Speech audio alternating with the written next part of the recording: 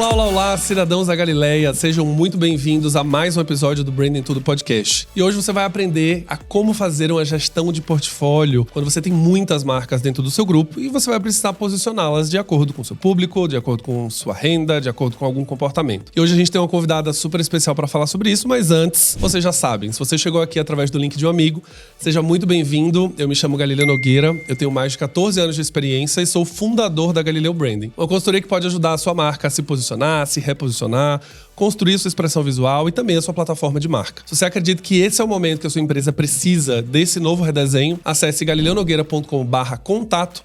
Faça lá a sua descrição da sua necessidade e meu time vai entrar em contato com você pra gente fazer um trabalho muito legal. Além disso, se você está querendo fazer um programa de formação avançada para se tornar um expert em branding, a lista de espera do BDP Especialização está aberta. Um programa de 3 meses, tendo aula diretamente comigo todas as segundas-feiras, um TCC e mais de 12 encontros pra gente falar um a um numa turma exclusiva com até 10 alunos. Então, se você está nesse momento que você quer realmente refinar os seus conhecimentos em branding, principalmente na prática do dia a dia, acesse galileunogueira.com/BDP e coloca seu nome na lista de espera. Vamos lembrar que esse episódio é maravilhosamente trazido pelo meu patrocinador, a Deskify. Deskify que é aquela ferramenta que você vai fazer a gestão de toda a sua rotina de marketing, centralizando os seus assets de marca, seus pedidos de criação para as agências, toda a parte de alteração, volta de arquivo, tudo num único lugar. Chega de ficar usando o Google Drive, Asana, WhatsApp e 1 milhão de ferramentas para organizar a sua rotina. Você pode contar com a Deskify. Acesse deskify.io, faça o seu demo, solicita lá porque você vai ver a sua rotina de marketing sair daquela coisa caótica e virar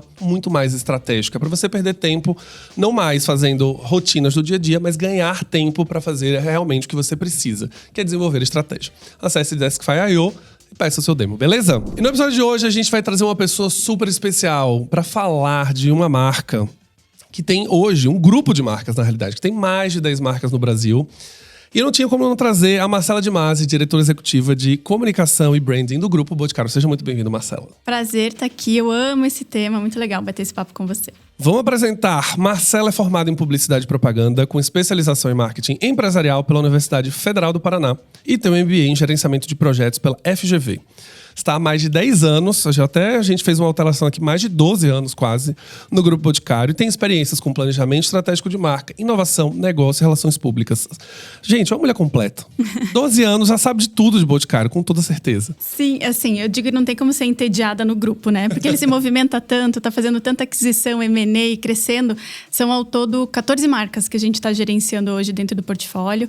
E acho que é um belíssimo desafio mesmo. Gente, são 14 marcas, né? Gerenciar uma marca já dá trabalho, imagina 14. Sim, não, realmente dá bastante trabalho, mas é divertido. Eu falo que é quase um playground para quem quer desenvolver, porque a gente trabalha com marcas de nível de maturidade muito baixo, que ainda precisam ganhar conhecimento, precisam se desenvolver no mercado, construir sua base de clientes, e marcas muito maduras como o Boticário, que hoje, inclusive, ajudam a financiar o desenvolvimento das marcas mais jovens dentro do nosso sistema. Bom, então vamos começar. O Boticário tem mais de 14 marcas, né? Tem 14 marcas. Como que elas estão divididas hoje em termos de posicionamento? Ela fala como que ela está agrupada? Ou se ela tem, de fato, separações muito claras? A gente precisa, assim, hoje a gente fala de 14 marcas mães, né? Mas quando a gente fala de O Boticário especificamente, a gente tem quase 60 submarcas embaixo.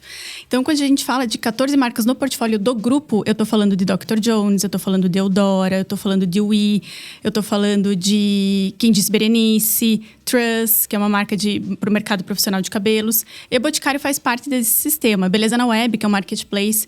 Então, a gente tem marcas de natureza muito distintas, assim, uma marca que está vendendo no B2B, uma marca que está vendendo no marketplace, que tem franquia. Então, tem uma complexidade não só de posicionamento, mas de adequação de canal, de jornada de consumidor. E tem o Boticário, que é uma marca hoje que a gente fala que ela é uma marca endossadora, porque ela tem submarcas com posicionamentos específicos. E aí, é mais uma complexidade de gestão, mas que hoje a gente trabalha com as submarcas dentro do Boticário, com marcas proprietárias, né? Então, quando a gente fala de organizar todo esse sistema, a gente olha para alguns critérios, assim. O primeiro é por que essa marca está dentro desse grupo. O grupo, como um grande guarda-chuva, tanto de estratégia de negócio, mas também de valores, tem que ter aquilo que é coerente para ele, para compor um crescimento de mercado ou um crescimento com públicos potenciais. Então, puxa, essa marca tem que ter um papel para o negócio, tem que ter um papel para esse sistema. Ao entender o papel, e esses papéis têm que ser complementares, a gente entende a serviço de adquirir que consumidor a gente está trazendo essa marca. E aqui eu falo de demográfico, eu falo comportamental. Então, eu estou conversando com um público mais jovem, que tem se insere numa cultura específica, ou eu estou falando de um público masculino, que é um target potencial. E a gente considera muito elasticidade também, porque eu poderia pegar uma marca e ficar engordando ela para tentar ocupar todos os lugares, mas nem sempre isso vai funcionar. Chega uma hora que esse elástico ele quebra, né? Ele arrebenta.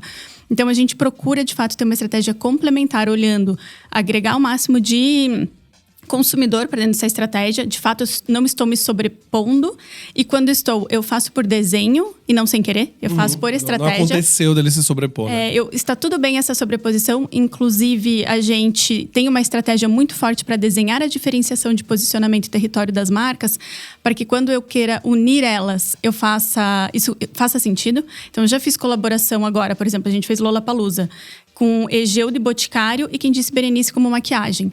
Na hora que eu sei muito bem o que é cada marca em termos de posicionamento, território, audiência, as arenas que a gente chama, que são os ambientes de expressão dessa marca, eu consigo misturar elas fazendo sentido para o consumidor e não parecendo uma bagunça que eu não sei onde isso está. E acho que temos todos, assim, tem um exemplo que para nós é muito emblemático, que acho que é a aquisição mais recente que o grupo fez, que foi Trust, que conversa com o mercado profissional. E ela é do mundo da moda, assim, ela nasceu no território da moda, é uma marca que fala com o profissional, o artista, o cabelo é a tela desse artista que quer inovar, que quer se expressar. E a gente tem a Eudora Siage, que é uma marca que também tem uma linha muito forte de cabelo, uma presença muito grande, mas não fala com o consumidor profissional, fala com o consumidor final, mas também se inspira no mundo da moda. E quando a gente coloca tudo no mesmo pacotinho, a expressão fica muito similar. Então, a gente precisa olhar e falar assim, puxa, se a gente considera a moda uma coisa só e não peneira isso para extrair o que tem de nuance, o que tem de diferenciação, o que é microcultura, abre essas pirâmides mesmo olhando para o target, para a faixa de preço, para o canal, para os espaços endereçáveis que a gente tem no mercado, elas vão ficar no mesmo lugar. Se eu começo a abrir nuance mesmo, esticar assim e ver que é um espectro muito maior que cabe dentro de um território de moda e que uma está falando com um profissional, que é uma necessidade completamente diferente de uma consumidora final que está comprando na farmácia ou na venda direta, eu consigo começar a trazer diferenciação mais clara para a expressão e para a narrativa dessas marcas. E aí a gente começa a entrar na nuance do posicionamento, que valor eu gero para esse consumidor, que tipo de expressão encanta e é aspiracional para ele. E aí eu consigo tangibilizar. Mas acho que o fato de ter tantas marcas faz com que a gente tenha que trabalhar mais num modo de excelência e de nuance mesmo, né? Aquilo que é específico e exclusivo. Até porque quando a gente vai falar do segmento de beleza, você vai ter vários territórios em comum, né? Você tem a moda ali, que basicamente pode estar em qualquer marca. Você pode ter música, que pode estar em boa parte das marcas. Você pode ter cultura pop, que pode estar em boa parte das marcas. Então, acho que encontrar essa nuance realmente é o desafio. E entender como que elas vão comunicar em cada uma dessas audiências. Quando você estava falando, eu só visualizava, sabe aquele quadro gigantesco com todos os logos e um monte de círculos se intercalando ali, para tentar entender onde que elas estão em confluência, outras que são completamente apartadas disso. E realmente acho que é um grande desafio de conseguir olhar para essas marcas e achar essas nuances específicas, né? Temos vários desses quadros. Acho que primeiro a gente olhou todas juntas. Depois a gente começou a separar elas em grandes blocos de pensamento, quase que num eixo, assim, XY. Sim. Depois a gente pegou esses blocos XY e começou a colocar em caixinhas, respondendo perguntas muito específicas. E depois começou a tangibilizar em visual, em texto, porque ajuda a tangibilizar em léxico, em paleta de cor, em ambientes. Porque quando eu falo sobre nuance, é isso, né? Você tem que conseguir olhar e falar, isso aqui é diferente daquilo na percepção do consumidor e não no meu PowerPoint. E acho que aqui é onde a gente tem se puxado cada vez mais para conseguir executar de jeitos diferentes. E uma coisa que a gente tem falado muito também é assim, o que não ajuda, atrapalha o consumidor a entender quando você tem muita marca. Você tem que limpar a conversa com eles, tem que ir direto ao ponto, assim. Então, ser mais objetivo no residual também ajuda o consumidor a entender melhor nesse mundo que a gente está cheio de estímulos, né? O ponto de mensagem é uma coisa que eu sempre falo, né? Quanto menos, melhor. É uma mensagem só, foca num atributo ou dois no máximo. Não tenta comunicar tudo ao mesmo tempo, porque basicamente o consumidor, ou ele vai achar você igual a todo mundo, porque você fala tudo que você basicamente oferece, assim como todo o mercado também, ou ele de fato entende você como uma marca daquilo dali. Exato. Né? A gente tem visto muito de tendências também em relação a marketing e comportamento das marcas virarem quase marcas de nicho. Né? Você tem aquela marca que fala com aquele público, com aquela mensagem, e desse jeito é essa marca. Se ela começa a forçar uma elasticidade muito grande, tem uma hora que ela se perde no meio do caminho. Sim, confunde o consumidor. Isso é uma coisa até para a gente, assim, internamente se aculturar mesmo, porque a gente precisa trabalhar com microculturas, entender quais microculturas conversam com cada marca pra gente ter o máximo de relevância para aquele grupo, porque você pega o Boticário, cabe qualquer coisa. Você tem 45 marcas embaixo, ela é super democrática. Você tem da criança a pessoa mais velha, o conquistador, então tem de tudo. E aí a gente tem que ser muito disciplinado para olhar e falar assim, isso cabe para Boticário, mas não é pertinente para Boticário, é pertinente para Vult. Lá vai contribuir mais pro território dela e construir uma narrativa que faz mais sentido para aquela cultura daquela fanbase dela. E é desafiador, né? Você conseguir redirecionar essas energias quando elas chegam. Né? Eu imagino, eu sempre falo isso também aqui. Vai chegar um patrocínio de Rock in Rio. Qual das marcas vai entrar em Rock in Rio? Né? E aí começa, você tem o lado das marcas que querem estar lá, né? Os times querem fazer um desenvolvimento, mas entender quais realmente deveriam estar lá e quais não deveriam. Porque também, quando você fala de um festival de música, cabe tudo. Né? Você olha e você fala, não, cabe qualquer marca, cabe qualquer iniciativa, tem consumidor final envolvido, pode ter degustação de produto, então talvez seja a chance de fazer aquela marca ganhar awareness, então vou jogar ela ali, mas não necessariamente música é um território dela e ela deveria estar ali. Então, imagino que você deva ter também bastante gestão emocional. Muita. Aí a gente apela para a disciplina. Fala assim, cadê o guide e a disciplina? Mas o que cabe ser transversal, e a gente fala muito sobre os movimentos cross, a gente potencializa. Então, uma marca beneficia muito a outra, às vezes em negociação, às vezes em projeção. A gente fez uma colaboração, por exemplo, que era no Carnaval de Boticário com Quem Disse Berenice, e QDB ganhou uma projeção na imprensa que sozinha ela não conseguiria, mas Bot puxou ela. Então, essa estratégia de entender o que separa também ajuda a gente a potencializar o que une. Isso é maravilhoso. E eu sempre gosto de lembrar da história de que o dinheiro está dentro de casa. Exato. Né? Então, é muito mais fácil você juntar as marcas que estão em casa do que você ficar procurando collab externa. Óbvio, algumas vezes faz sentido você procurar uma collab externa, mas num lugar que você tem 14 marcas e 60 ao todo, dá pra fazer muita coisa dentro de casa pra potencializar aqui dentro de casa, né? Sim. Eu lembrei muito da campanha da Rafa Kalimann e da Manu Gavassi, na época de Big Brother, né? Também foi uma junção de duas marcas. Na época eu fiz uma análise falando sobre isso e eu falei, cara, muito legal o fato de que tá dentro de casa. As duas marcas já entrevistaram o consumidor, elas sabem os comportamentos, sabem onde elas têm confluência, sabem onde elas não têm. E era uma junção natural, se você parar pra pensar. Natural. Na época, eu lembro que saiu muita matéria falando quão inovadora é essa estratégia, que era muito raro. E por mais óbvio ou básico que pareça, poucas marcas no Brasil fazem essa junção de dentro de casa, né? E assim, até dentro não era óbvio naquela época. Porque a gente tem que ter um desprendimento, eu acho que isso é uma coisa do grupo, de olhar de fato pro consumidor. Porque o consumidor mixa marcas na necessaire dele. Eu tô tentando separar, mas ele junta. E quando eu entendo que ele junta, e se ele tem 5 marcas, por exemplo, de maquiagem dentro da necessaire, que as 5 sejam minhas. Exatamente. Porque eu tenho 5 dentro do grupo. Eu tenho, acho que maquiagem tá com 7 hoje. Cabelos temos 5. Então, se ele tem esse comportamento por natureza e eu consigo mixar um range que sai de um P2, que a gente fala, que é um preço mais barato de entrada, até uma top premium, que ele possa se encaixar e encontrar dentro do grupo. Então, a gente fazer isso intencional também ajuda a facilitar a jornada dele, saber que tem marca aqui que ele pode se encontrar, né? E nesse momento foi uma intenção assim, tínhamos 2 embaixadoras que eram super amigas, fazia sentido conectar, Sim. E tinha um portfólio que ele mixava mesmo. E aí a gente falou, vamos apresentar essa solução, né? E isso maximiza o cross dentro da nossa base de clientes. É engraçado, porque quando a gente conversa aqui parece óbvio, parece básico, mas houve um estudo internamente para de fato isso ficar claro.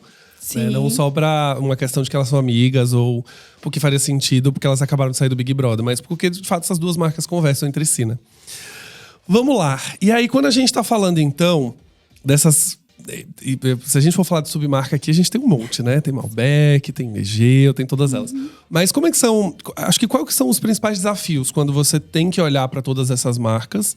Você acabou de trazer alguns critérios para fazer, de fato, esse posicionamento.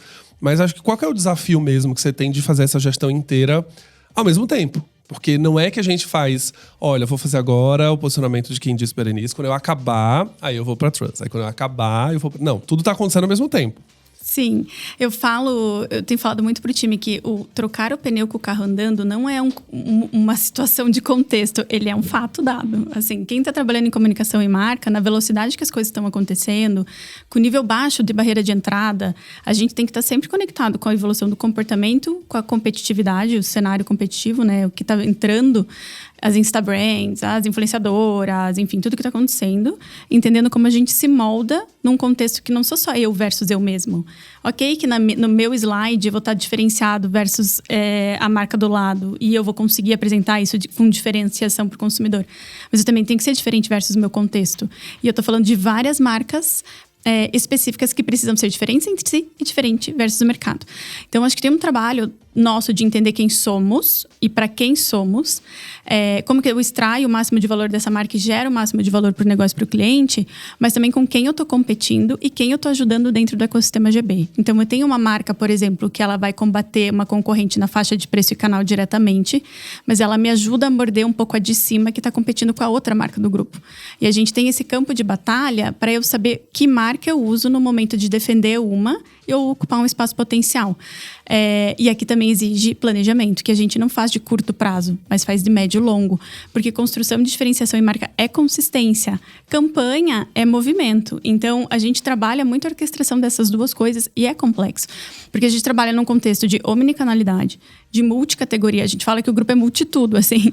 Você tem marca que está no B2B, está na farmácia, está na perfumaria, está no mercado, está na venda direta e tem loja própria. E está no marketplace e tem o e-com. Assim, então, para você orquestrar o momento do consumidor no canal versus a outra marca, então, acho que a gente tenta olhar com o máximo de sofisticação para essa jornada toda, colocando o cliente na frente, assim. E acho que fora isso de fato a questão de diferenciação versus o mercado, porque tá muito pulsante e eu preciso me manter relevante. A gente faz, acho que umas 8 campanhas por mês, a cada 3 semanas, de todas as marcas. E um desafio também é o quanto a gente compete com a gente mesmo. Exatamente. Porque, às vezes, espaço de imprensa, por exemplo, eu tenho 4 dias para conseguir pautar. E eu tenho 7 coisas acontecendo ao mesmo tempo. Como que eu organizo isso para eu não me canibalizar dentro da estratégia? Então, acho que método e processo também contribuem bastante. Eu imagino que deve ser bem desafiador. Você falou do ponto de imprensa, até porque existe essa orquestração, ela não acontece só dentro de marketing. Você tem a parte de relações públicas, que a imprensa ali está acontecendo, mas você tem vendas acontecendo ao mesmo tempo, que lá ele está fazendo a negociação com o e-commerce para determinado produto ou para um marketplace, e ele vai vender um benefício lá na ponta que tem que ser refletido na marca aqui também. Às vezes ele vai vender uma colaboração com alguma marca em específico que vai dar um foco em vendas, e vocês precisam abraçar isso. Então eu imagino que o time deve ficar maluco. Eu imagino que o time deve ficar, né, naquela coisa do tipo, e agora o que fazer? Porque são muitas coisas ao mesmo tempo, né? E eu acho que você trouxe um ponto do mercado de beleza. No Brasil está sendo cada vez mais pulsante. Eu trouxe aqui a Bruna Tavares, por exemplo, que é um case super legal, de uma blogueira que começou, fez toda aquela construção, e ela foi encontrando o espaço dela ali e conseguiu chegar no lugar dela. Mas quando você olha para a blogueira, tem um monte de marca também. Ontem eu vi que saiu uma linha agora da Serena Williams, que também está entrando no mercado de beleza. Aí você começa a ver as celebridades, a Ariana Grande também tem, a Rihanna também tem, a Selena Gomez tem, todo mundo tem. Eu falei, caramba, é um mercado muito difícil. Mas no Brasil a gente tem bastante oportunidade. Eu acho que aqui, né, vocês têm uma estratégia de aquisição muito boa, que tá lá do price point bem pequenininho até o mais premium. E como é que tá o seu time? Como é que ele tá dividido hoje? Tá em grupo? Tem cross? As marcas conversam entre si? Budget de todo mundo? Não é? Meu time é maravilhoso. Aquelas, né, já tem que falar isso, porque assim, Pra lidar com essa complexidade, assim, tem que amar. Eu falo que quem trabalha nessa área de marca e comunicação tem que pulsar, tem que ser dinâmico, tem que ser inquieto, enfim, são qualidades específicas para lidar com toda essa dinâmica que a gente está falando. Mas hoje a gente se divide por marcas. E por que a gente trabalha marca? Porque a gente tem que viver aquela marca, aquela cultura. Eles são os defensores e a gente quase liderança, e a gente tem uma área de estratégia que faz o olhar transversal, faz a moderação. Porque a gente tem que ter aquela pessoa que luta e sofre pela ideia da marca. E tem que ter aquele momento que a gente fala, isso faz muito sentido, mas nesse momento beneficia aqui. Ou não é pertinente. Ou, por estratégia, quando a gente olha o total, vamos por esse caminho, não vamos por aquele. Então, a gente olha muito, assim, o pulso da marca mesmo. As pessoas, elas vestem a cor. Assim, a gente vai num evento, elas estão da cor da marca. Elas têm que viver aquela cultura, elas têm que estar inseridas dentro dos ambientes, para ganhar profundidade mesmo. E conhecimento, repertório daquilo que a gente está falando, daquela audiência, daquele consumidor. Mas a gente faz um olhar, que eu sempre falo assim, vamos olhar profundamente na vertical e vamos olhar estrategicamente na horizontal. Então você tem uma pessoa ali que é o juiz de paz, né? Que vai ali e fica moderando, equilibrando forças de cada lado ali. Que ajuda a gente a refinar essa estratégia quando a gente está falando da composição de todas elas. Nossa, não, precisa ter uma pessoa neutra nesse processo, né? Porque quem quer desenvolver a marca é apaixonado por ela, quer fazer ela crescer, ganhar visibilidade, tá em todos os lugares. E alguém tem que olhar e falar, opa, não é aqui. Calma, sua vez vai chegar, segura aí, a gente vai ter mais daqui a pouco. E como é que fica a marca corporativa? Você falou muito de grupo, né? Grupo Boticário. Eu acho que um dos grandes desafios, justamente numa marca corporativa, ela tem as suas marcas embaixo, elas precisam fazer sentido com a marca corporativa. Ao mesmo tempo, tem muita aquisição acontecendo. Eu já estudei alguns cases que geralmente essas marcas... O grupo, ela tem uma filosofia como marca, um DNA como marca de grupo. E as marcas que vão chegando vão se adequando, vão revisando os seus processos. Se é um grupo que tem uma orientação à sustentabilidade, as marcas que estão chegando vai ter que trocar a embalagem. Como que é esse processo também? Acontece exatamente isso. Assim, acho que tem um trabalho muito criterioso pré-aquisição, de análise, em que... E isso é interessante porque, assim, a área de branding, a nossa área se chama branding e comunicação, porque a gente cuida das marcas, reputação, longevidade, construção de valor, construção de equity e executa as campanhas que protegem tudo isso que a gente constrói. Trabalha muito em parceria com o time de inovação, com o time de produto e com o time de grupo, que está olhando para a reputação do grupo e tudo mais. Então, quando a gente está pensando numa aquisição ou numa collab, por exemplo, as marcas que a gente faz parceria, existe uma análise de branding integrada que fala sobre... Isso compõe ou não compõe no nosso ecossistema? Na estratégia que a gente tem é pertinente ou não é pertinente? Sobrepõe num nível que não faz sentido ou complementa? Está alinhado aos valores do grupo ou não está? O tamanho da curva que a gente precisa fazer forçada para se alinhar é muito longe ou não? Então, existe uma análise que ela é preliminar, mas depois que ela entra, ela se enquadra. Então, o grupo, ele não abre mão de ser um grupo que está a serviço de transformar a vida das pessoas pela beleza, de liderar a agenda de ESG, que há muitos anos trabalha. Inclusive, todas as marcas também, quando desce o nível de posicionamento, linguagem, inovação, tem a causa, e a gente trabalha para cada marca um pilar de causa que constrói para o Grupo Boticário, constrói para a fundação de um jeito muito único, assim. Acho que aqui é onde a gente mais está ganhando maturidade.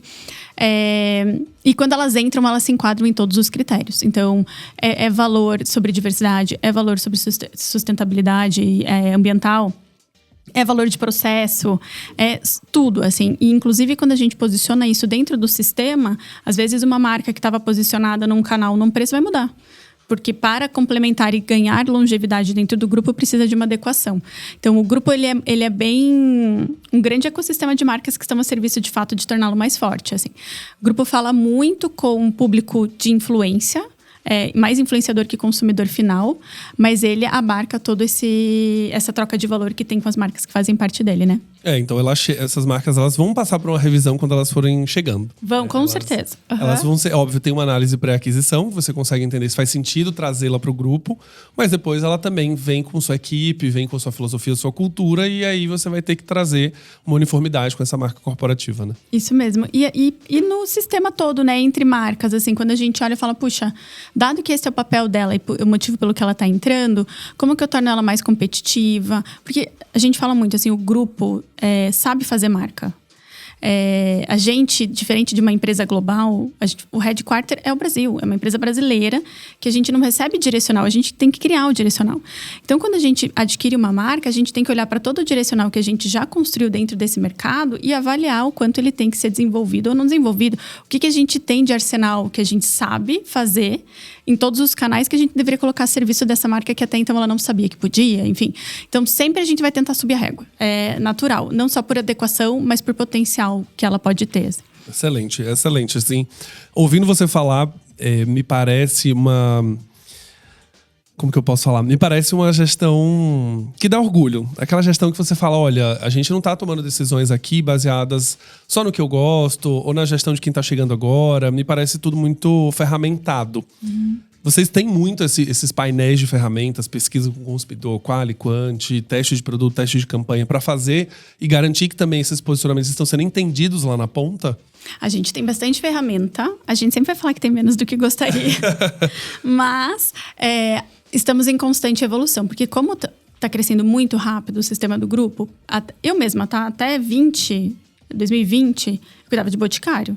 Em 2021 eu comecei a cuidar de Boticário, mas quem disse Berenice. Em 2022 eu comecei a cuidar de todas as marcas.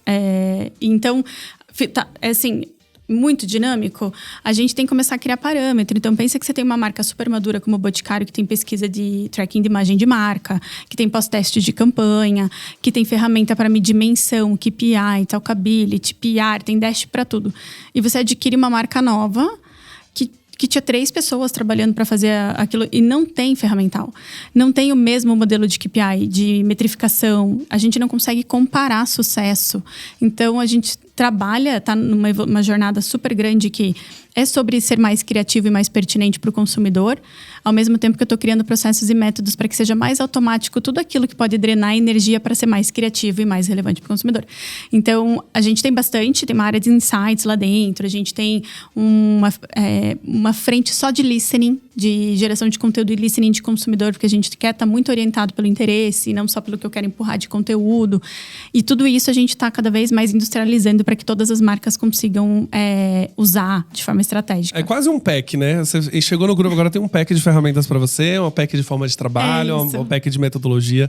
Não, isso é incrível, assim. E você falou uma coisa que é muito verdade. A gente tem a Mari Tosini, que trabalha no time da Narcela, é uma amiga que vocês conhecem, já deu aula no BDP várias vezes. E a própria Mari, quando eu olho pra carreira dela também, ela chegou pra cuidar de uma coisa, daqui a 6 meses ela tava cuidando de mais 2, depois cuidando de mais 3, daqui a mais 4, sai de licença maternidade, volta, quando volta já volta com outro escopo e ao mesmo tempo você vê essa crescente acontecer, né? Foi, o próprio caso da Mari, né? Ela foi, mudou. Quando ela ia sair de licença, eu falei, que tal você ser promovida? E você voltar numa cadeira nova, num outro cargo que você vai construir quando você retornar comigo, que é uma cadeira de estratégia de branding. E aí, acho que é super legal isso, dá oportunidade, porque eu falo assim, o grupo, para quem olha de fora, às vezes acha que é meio tradicional, olha para Boticário, uma marca de 47 anos, mas quando você entra, você entende o pulso empreendedor que tem. E é difícil você ficar na monotonia lá dentro, sim. Porque você mexe tanto desafio, assim, você tá lidando com tantas alavancas diferentes, tantos contextos, uma marca que você tem R$0, a gente brinca que tem 2 balas e 2 centavos. 2 centavos para começar a trabalhar ali. Para fazer ela acontecer ao mesmo tempo que você tem um Boticário que tá na mídia, vai lançar Dia das Mães agora. Hoje, por exemplo, o Vult, a gente tá construindo uma marca, construindo valor, a gente tá muito focado em construir diferenciação mesmo, assim, uma crença muito forte que marcas diferenciadas se alavancam muito mais do que marcas apenas conhecidas, né? Então, a gente quer ser conhecido via meio de diferenciação. A gente lançou ontem a campanha Respeita Meu Cabelo, que por listening a gente entendeu que pessoas negras no Brasil não têm cabelo que se encaixe no cabelo delas. E na formatura elas tiram foto com o cabelo na mão, ao invés de tirar com o cabelo na cabeça. Isso vem de listening, isso vem de saber a causa, isso vem de saber onde que essa marca entra. O território de Vult é orgulho. No momento que você vai mais sentir orgulho na sua vida, você não consegue. Então, tem muito jogo de pertinência para construir esses lugares e a gente está provocando isso para todas as marcas, né? E esta área de estratégia ajuda a gente também a capturar essas oportunidades e trabalhar junto com as marcas. Eu fui impactado ontem, inclusive, por esse vídeo do cabelo. E comecei a ver o primeiro trecho ali. E aí, na hora, eu falei, nossa, do que será esse vídeo? Né? Porque você começa a ver a história de que, de fato, a pessoa não consegue usar, porque não se encaixa na cabeça e tal. E aí, depois eu falei, nossa, é de fato uma causa puxando essa comunicação. E é menos sobre o produto em si, é mais sobre a causa em si. E aí você tem uma diferenciação clara que começa a ir por esse território. Eu acompanhei Vult também. Eu tenho uma amiga que trabalhou no grupo durante um tempo. Eu acompanhei desde a aquisição, como que ela era, né, aquela marca daquelas lojinhas que vende ali no seu bairro para se tornar o que ela está se tornando agora. Então acho que é uma história muito legal de acompanhar também. Quem estiver ouvindo, procure saber sobre Vult. É uma marca muito legal. Vamos fechar, estamos chegando ao final. E aí eu quero saber como que tá organizado também em relação ao time de parceiros. Porque quando você fala sobre todas essas metodologias, ferramentas e desafios, etc., eu tô, assim, ansioso, porque eu falo assim, meu Deus, tem muita coisa ao mesmo tempo acontecendo. Você tem que estar olhando para todos os territórios, né? Tem uma aquisição de marca chegando, tem uma parte processual para ser colocada, uma parte ferramental, uma parte para construção. Tem marca que tem dinheiro, tem marca que não tem dinheiro, tem marca que está começando agora, tem marca que está se adaptando. E imagino que vocês devam ter também um time de parceiros muito forte também nesse processo, né? Para fazer não só o time interno de marketing, branding, mas também agências, consultorias, ferramentas. Como que vocês estão? Como é que você visualiza essa divisão de trabalho? É complexo fazer a gestão. Tudo é complexo, mas a gente trabalha para simplificar. E quando as marcas são grandes, é muito natural. A gente está atendendo na consultoria agora uma marca muito legal do segmento financeiro. E assim, o time é enorme e a quantidade de parceiros é enorme também. E a quantidade de consultorias que eles contratam, às vezes, para fazer um projeto. E aí você tem 10 projetos, são 10 consultorias diferentes. Então é muito natural que a gente acabe. Não dá para contratar todo mundo o tempo inteiro e ter um time de 500 pessoas. Né? Então os parceiros eles vão ser necessários nesse lugar. A gente acha que hoje trabalha com umas 10 agências. E aí e também tem time de criação interna. Então não é one size fits all. O desafio da marca, o nível de maturidade, o nível de orçamento, aonde a gente está colocando as nossas fichas naquele momento para desenvolver ela, determina o pool de parceiros que a gente vai ter. Então, tem marcas que a gente trabalha no específico. Então, tem uma agência especialista em TikTok, tem uma agência especialista em PR, uma agência especialista em tal coisa. E a gente faz um processo para unir todas elas e construir, cada uma na sua expertise, uma potência numa comunicação. Tem outras marcas que tem um parceiro 360, que ele cuida da casinha inteira. Então, ele vai trabalhar, receber o briefing, big idea, trazer campanha de PR, faz redes, faz tudo. E olha o 360 de uma forma integrada e única. O que também determina muito o tamanho do nosso desafio é o volume de coisas que a gente faz. Porque a gente é uma fábrica que faz produtos de beleza e campanhas, porque são muitas que a gente lança, né? Então, a gente está trabalhando muito sempre com ativação. Pensa que Boticário tem 4.000 lojas. A gente suporta o time de Brand Experience para desenvolver experiências diferenciadas na loja, conectadas com o visual da campanha, que vai para o catálogo da venda direta, que vai para o e-commerce. Então, é uma gestão de adaptação que não é só colocar uma campanha no ar, mas fazer ela ser pertinente nos canais, fazer ela ser pertinente regionalmente. Então, tem muitas ramificações. A gente tem as agências regionais, que trabalham com os times de regional aportando. Então, ao mesmo tempo, por exemplo, que eu estou no nacional falando sobre matemática, no regional eu estou apoiando Parintins, eu estou falando de São João, porque é aquilo que faz sentido localmente. Eu não ignoro a cultura. Nós, como um grupo brasileiro, a gente insere a cultura dentro da nossa estratégia. Então, a gente tem parceiros e assim... Quando eu falo sobre disciplina, método e processo, é o que faz a máquina funcionar. E essa gestão de parceiros, acho que o grupo também tem um cuidado muito de ser relacional, de ser próximo, de co-criar, de estar aberto a novas ideias. E a gente procura ter um relacionamento com os nossos parceiros que viabilize que isso aconteça também. A gente aprende com eles, modula, contrata por projeto, enfim. Até porque trazer o parceiro, de alguma maneira, oxigena todo esse processo. Porque acho que um grande desafio, quando pelo menos trabalhei no corporativo, quando você tem uma house de criação, você tem um time que só cuida daquela marca. Na 99, quando eu trabalhei, eu cuidava de passageiros. Eu fiquei 2 anos cuidando de passageiros, a gente tinha as nossas agências e tudo mais. Então, eu era a pessoa que entendia tudo do passageiro. Mas quando a gente falava de motorista, era uma outra coisa. Quando a gente tinha a nossa house de criação ali, a house já sabia muito como comunicar, já sabia os texto, visual, expressão, já sabia de tudo. Mas quando a gente chegava em datas comemorativas, depois de 1, 2 anos, a tendência é que esse grupo já tivesse um pouco mais acomodado, não do ponto de vista de trabalho, né? Que ninguém queria não trabalhar. Mas a coisa de você... eu já sei como o consumidor pensa, a gente está sempre vendo os dados, eu já sei o que funciona. E aí a gente tem os parceiros externos para justamente trazer essas provocações. Fala, pera, vocês têm falado sobre esse tema aqui, mas deixa eu trazer esse outro. E aí o fato deles atenderem muitas marcas também como agência faz com que às vezes eles peguem a inspiração de uma marca que não tem nada a ver com tecnologia e traga uma discussão para cá que a gente fala, faz sentido. Então, acho que os parceiros têm essa função de oxigenação também do pensamento, né? Sim, e acho que isso é uma coisa que a gente tem entre parceiros, entre times dentro do mesmo parceiro. Então, porque uma agência atende múltiplas contas. E, às vezes, tem em outra conta um insight que é pertinente trazer para dentro da nossa marca.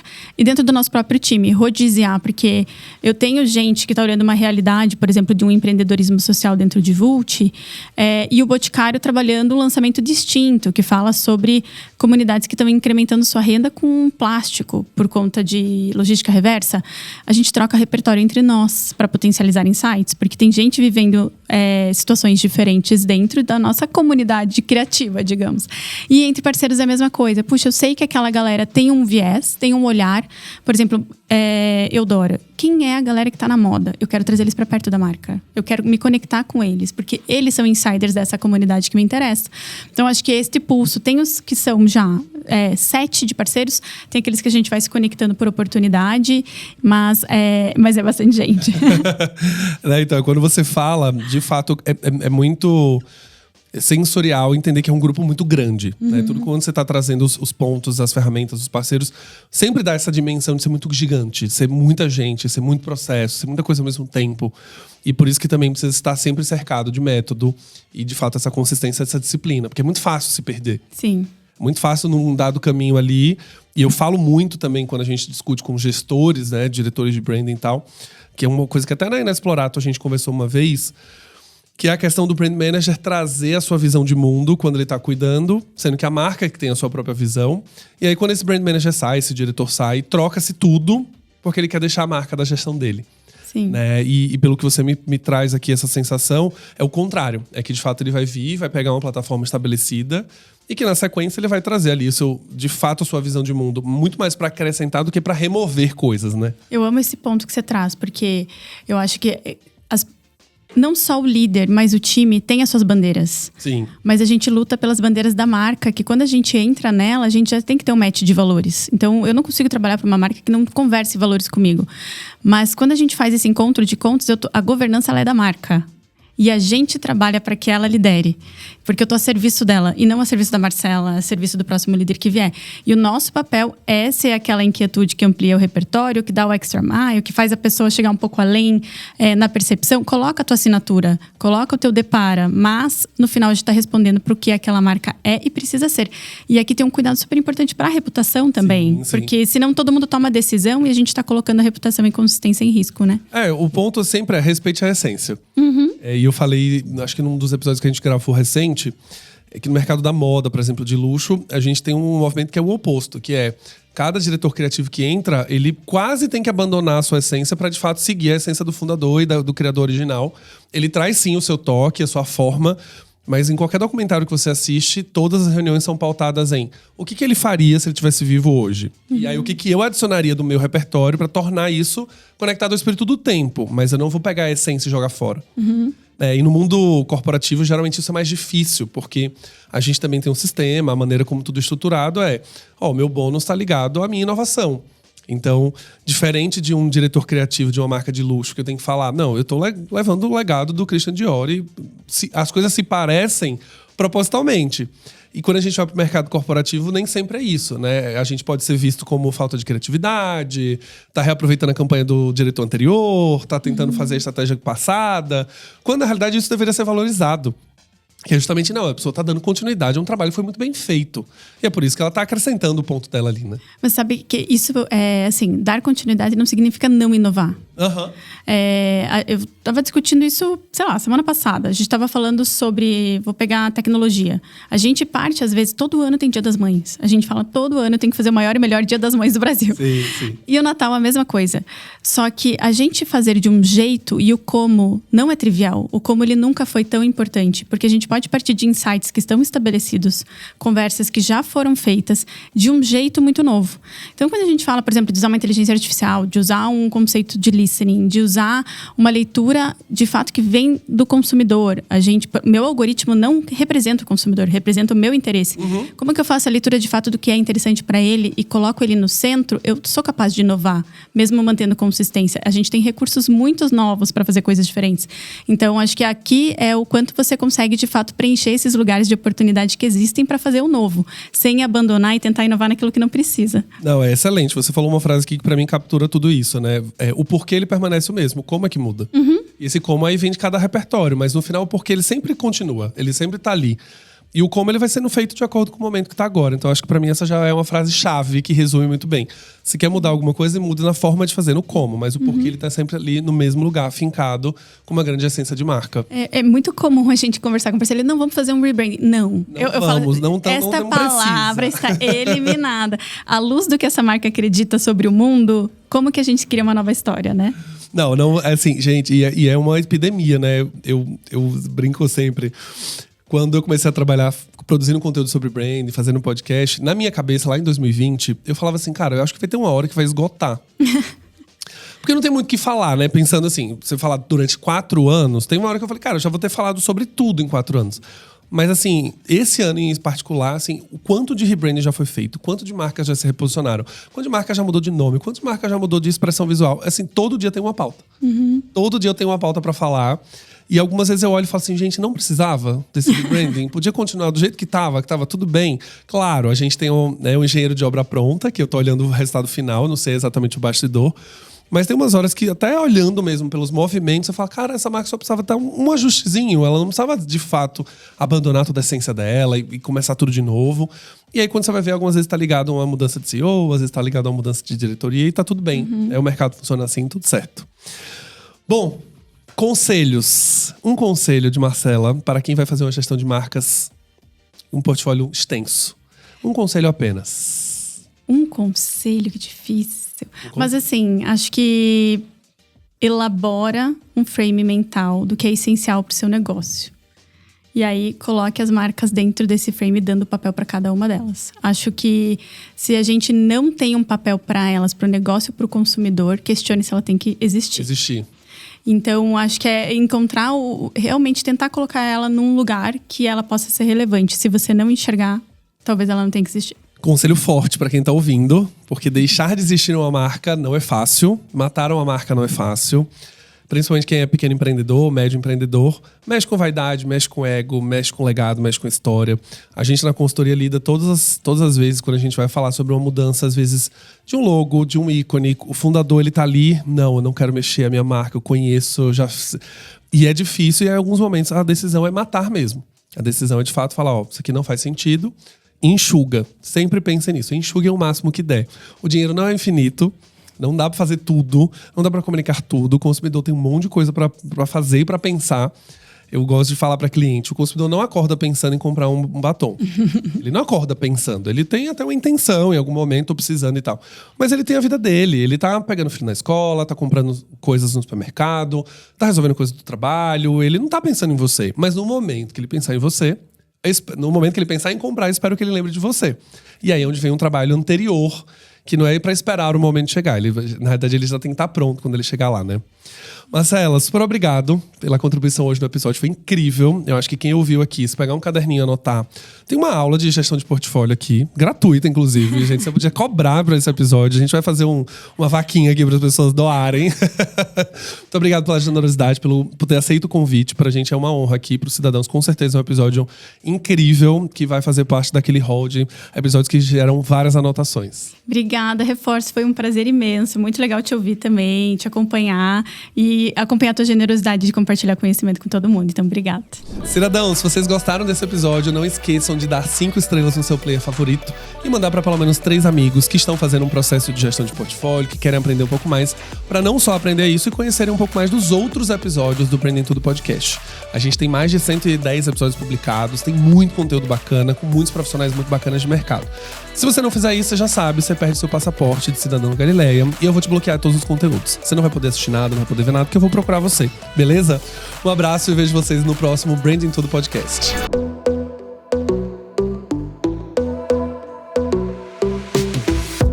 E esse foi mais um episódio do Branding Tudo, o seu podcast de branding. Não esqueça de me seguir nas redes sociais, @Galileu Nogueira, para ficar por dentro de tudo que acontece no mundo do branding.